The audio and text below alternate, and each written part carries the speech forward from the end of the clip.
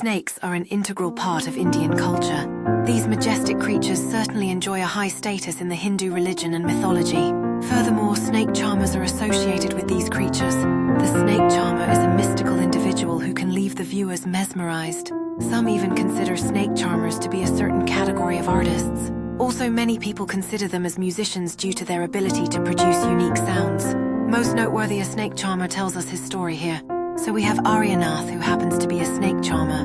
First of all, Aryanath informs us that he is a snake charmer and that he tries to entertain people with snakes. Aryanath informs us that he knows how to play a tune. According to him, he makes the snakes dance with his tune. Furthermore, Aryanath says his father and grandfather had taught him this unique art. Another important information that Aryanath provides is that the name of the community to which he belongs is Kalbaliyas. Moreover, Aryanath tells us that their family has been engaged in this profession since the time of his great-grandfather. He also said that their movement was from one village to another carrying snakes in a basket. On reaching a village, Aryanath said that they took their snakes out from the basket for the purpose of performance. A snake charmer is also known as Sapara in Hindi. The snake charmers of Rajasthan are from the Kalbelia community. A snake charmer plays the bin and the snake dances to its tune. A bin is made of a hollow pumpkin and tubes and is played the way a flute is played. Snake charmers can catch any snake. It is a child's play for him.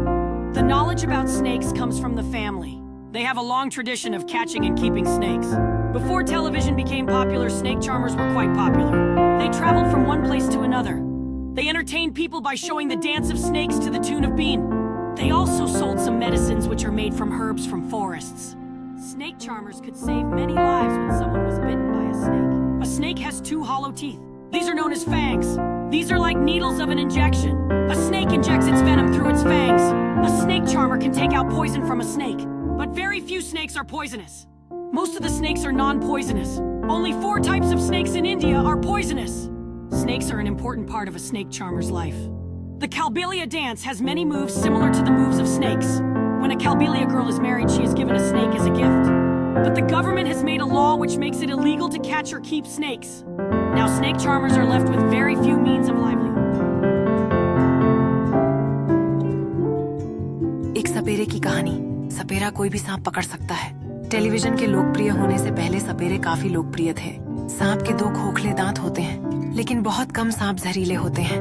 Bharat में सिर्फ 4 तरह के सांप जहरीले होते हैं। वे हैं cobra, common, crate Russell viper और सॉ स्केल्ड वाइपर। राजस्थान के सपेरे कालबेलिया समुदाय एक ऐसा समुदाय है जहां संस्कृति में सांपों के साथ जीने की परंपरा है। सपेरे एक प्राचीन कला और संस्कृति का हिस्सा है जो आज भी भारतीय सांस्कृतिक विरासत का महत्वपूर्ण हिस्सा है।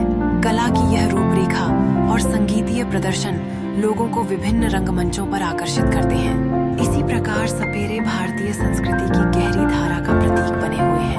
सपेरों की कला और प्रदर्शन कौशल एक पुरानी परंपरा को जीवित रखते हैं। उनके अद्वितीय कौशल और संगीत ने सपेरों को समृद्धि और सम्मान प्राप्त कराया है। सांप सपेरे के जीवन का अहम हिस्सा होते हैं।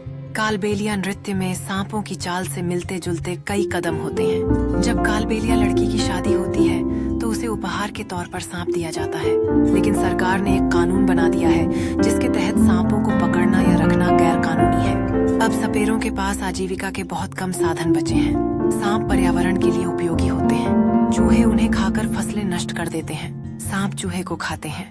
इस प्रकार सांप किसानों की फसल की रक्षा करने में मदद करते हैं। अंततः सांप और किसान एक अनोखी सहजीवी साझेदारी में जुड़े होते हैं जिससे प्रकृति का